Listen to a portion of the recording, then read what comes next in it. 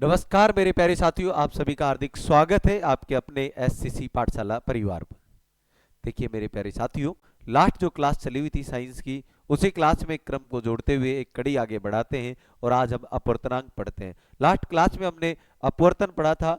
आज की क्लास में हम क्या पढ़ते हैं? अपवर्तनांक पढ़ते हैं। देखिए, रिफ्रैक्टिव इंडेक्स की बात करते हैं, अपवर्तनांक। देखो यहां से जो क्वेश्चन आता है, न्यूमेरिकल बहुत कब आता है, डायरेक्ट अपवर्तनांक पूछ लिया जाता है कि जैसे कि कौन से वायु का अपवर्तनांक कितना है, ठीक है ना, निर्वात में, पानी में, ठीक है, इन सब का। और एनसीईआरटी बेस पे से ही प्रश्न पूछता है। तो आज हम एनसीईआरटी बेस पर अपवर्तनांक के बारे में हम पढ़ते हैं। तो देखिए, पहले ही बात हम चर्चा करते हैं कि अपवर्तनांक क्या होता है। जब प्रकाश की, जैसे कि हमने कहा एन, एन हमने क्या मान लिया थोड़ी देर के लिए कि एन क्या है? अपवर्तनांक है। क्या है? अपवर्तनांक है। जब प्रकाश की चाल, प्रकाश की चाल की बात होती है, यहाँ प्रकाश की चाल मैंने कहा एक माध्यम है,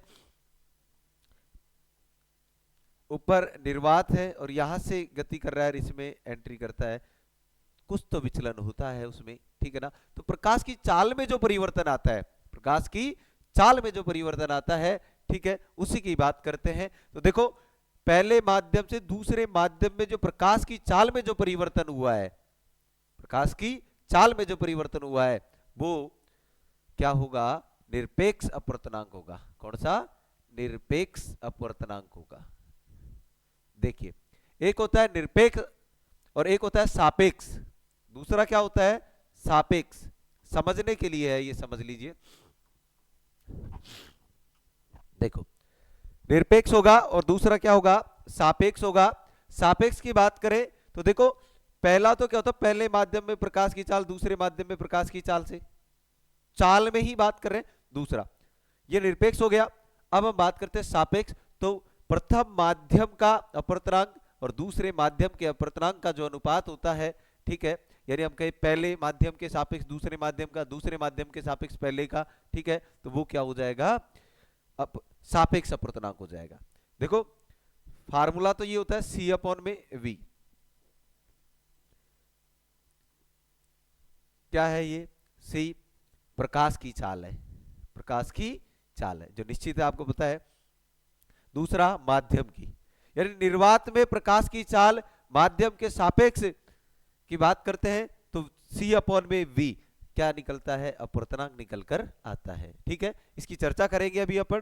तो आपके समझ में आया अपवर्तनांक क्या होता है कि जब प्रकाश की किरण, ठीक है ना, प्रकाश की चाल के बारे में बात करते हैं। प्रकाश की चाल पहले माध्यम से दूसरे माध्यम में जाती है, तो उसमें जो चाल में जो होता है वो निरपेक्ष अपवर्तनांक होता है। और जब सापेक्ष लेते हैं, माध्यमों के सापेक्ष लेते हैं, चाल में परिवर्तन निरपेक्ष, और दोनों माध्यम का अलग अलग लेते हैं, तो वो सापेक्ष अपवर्तनांक कहलाता है, ठीक है। तो देखिए, यानी प्रकाश की गति में जो बदलाव होता है, यह माप की बात करें हम, तो क्या होता है? ध्यान से देखिए कि यह मापता है कि प्रकाश की एक माध्यम, जैसे कि निर्वात, ठीक है, से दूसरे माध्यम में जाने पर कितना धीमा हो जाता है, कितना धीमा हो जाता है। देखो, तो हमने सूत्र n इज इक्वल टू कह सकते हैं हम क्या? सी अपॉन में v। क्लियर है सभी के फार्मूला, ठीक है। सी निर्वात में और v माध्यम में। v बोले तो दूसरा जो माध्यम ले रहे हैं, माध्यम में प्रकाश की चाल, प्रकाश की चाल। और अगर मैं बात करूं सी, तो निर्वात यानी वायु में, निर्वात में प्रकाश की चाल, ठीक है। क्लियर है यहां तक? और एन क्या हो गया? अपवर्तनांक। क्या हो गया?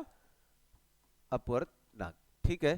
देखो, ये क्लियर है। और इसी के नियम पर स्नेल का नियम था, रूल्स ऑफ स्नेल, कि म्यू इज इक्वल टू क्या? म्यू से रिप्रेजेंट किया था कि mu is equal to sine i, sine i upon में साइन आर, ठीक है ना। कि हम बात करें तो साइन आई अपॉन में क्या होता है? साइन आर होता है। कि साइन की जा आपतन कोण की जा और परावर्तन कोण की जा, ठीक है, वो सॉरी अपवर्तित कोण की, किसकी? अपवर्तित, क्योंकि अपवर्तन है। तो आपतित कोण और अपवर्तित कोण म्यू से रिप्रेजेंट करते हैं। किससे करते हैं? म्यू से, स्नेल के अनुसार अपवर्तनांक को म्यू से, ठीक है। और ऐसे सूत्र में हम बात करें n is equal to c upon v, क्या होता है? प्रकाश की गति की चाल का जो परिवर्तन होता है वही क्या कहलाता है? अपवर्तनांक में हम बात करते हैं उसी की, ठीक है। आगे चलिए, उच्च अपर्तनांक का अर्थ क्या होता है? देखो उच्च अपर्तनांक क्या होता है, यदि किसी माध्यम का अपर्तनांक अधिक हो तो प्रकाश उसमें अधिक धीमा हो जाता है और अधिक मुड़ता है, ठीक है ना, यानी अधिक सघन माध्यम है। अगर माध्यम क्या है, सघन है, तो अधिक अपर्तनांक होगा, उसे बहुत समय लगेगा, ठीक है ना, अधिक मुड़ जाता है, ठीक है। तो जैसे जैसे माध्यम सघन होगा अपर्तनांक बढ़ता हुआ चलेगा मेरे साथियों। देखिए ये टेबल आपको एनसीईआरटी बुक की टेबल, ठीक है ना। वायु का अपर्तनांक की बात करें, किसकी, वायु की, 1.0003, ठीक है ना, यानी निर्वात, क्या, निर्वात पहला हो गया हमारे पास। निर्वात में क्या होता है, 1.0003। दूसरे नंबर पर हमारे पास क्या है, बर्फ, 1.31, ठीक है ना।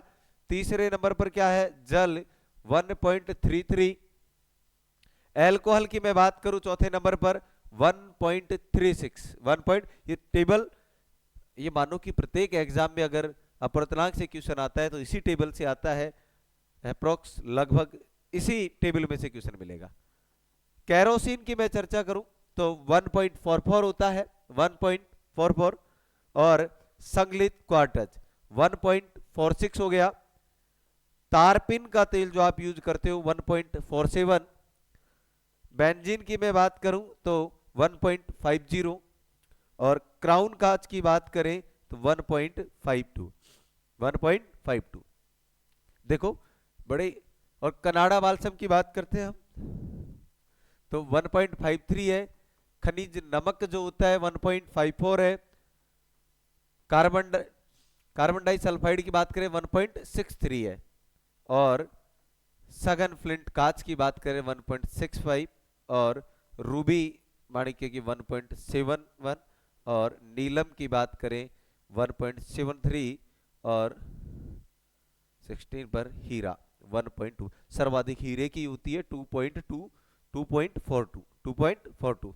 सबसे कम वायु। देखो इंपॉर्टेंट बात करें, सबसे पहले वायु का बहुत बार पूछा गया है, ठीक है ना, अल्कोहल में भी पूछते हैं, कैरोसिन है, बर्फ है, जल है, इधर से ये, फिर क्राउन कांच पूछा गया है, ठीक है ना, बहुत एग्जामों में, और एक सघन फ्लिंट कांच, और हीरा, नीलम, और ये देखो जैसे ही हमें कठोर पर, अब जैसे कहीं, अब सघन फ्लिंट कांच बहुत भारी होता है, ठीक है ना, यानी मोटा ज्यादा होता है ये ना, और रूबी, नीलम, हीरा ये आप जानते हो, पत्थर, ठीक है ना, डायमंड, हीरा, ठीक है ना।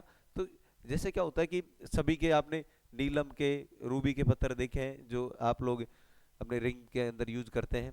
तो ये क्या है कि ये टेबल, आप इस टेबल को एकदम क्लियरली याद कर लीजिए। फिर से देखिए, वायु 1.003, बर्फ है 1.31, ठीक है ना, जल की बात करें 1.33, और एल्कोहल 1.36, कैरोसिन की 1.44, ठीक है ना, संगलित क्वार्टर 1.46, तारपिन का तेल 1.47, बेंजीन 1.50, और क्राउन कांच 1.52, कनाडा बाल्सम 1.53, खनिज नमक 1.54, कार्बन डाइसल्फाइड 1.63, सघन फ्लिंट कांच 1.65, और रूबी माणिक्य 1.71, नीलम 1.77, और हीरा 2.42, ठीक है ना। ये टेबल एकदम क्लियर कर लेनी है आपको। देखो माध्यम का अपर्तनांक की बात करते हैं, सूत्र तो आपने अपर्तनांक को म्यू से करते हैं, मैंने फार्मूला याद करने के लिए जनरली बताया था, एन का यूज किया था अपन ऐसे, mu is equal to c upon v होता है, ठीक है ना। और निर्वात में प्रकाश की जो चाल है 3 × 10⁸ मीटर प्रति सेकंड, ये फिक्स है, आपको पता है, ठीक है ना। यानी हम कहें माध्यम का अपर्तनांक बात करें, निर्वात में प्रकाश की चाल और माध्यम में प्रकाश चाल, जैसे कि आपने बहुत बार μ12 था और μ21 था, ठीक है ना।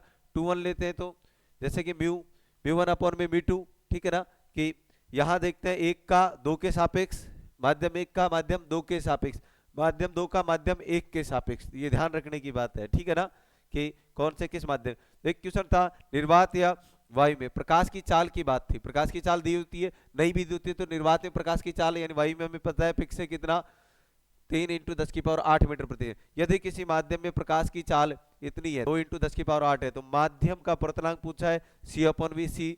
अभी हमने चर्चा की थी वायु का, निर्वात में 3 × 10⁸ लिखेंगे, या दूसरे माध्यम में दिया हुआ है 2 × 10⁸, ठीक है। देखो ये सेम था, कैंसिल, 2 का भाग देते हैं 1.5। तो मेरे प्यारे साथियों ये आपका क्या है, अपर्तनांक। तो ये छोटा सा टॉपिक था, आप सभी एग्जाम में लगभग इसका क्वेश्चन आता है। मेरे प्यारे साथियों चैनल को शेयर कर दीजिए और लाइक कीजिए, कमेंट्स कीजिए, कैसी लग रही है आपको क्लासें। धन्यवाद मेरे प्यारे साथियों।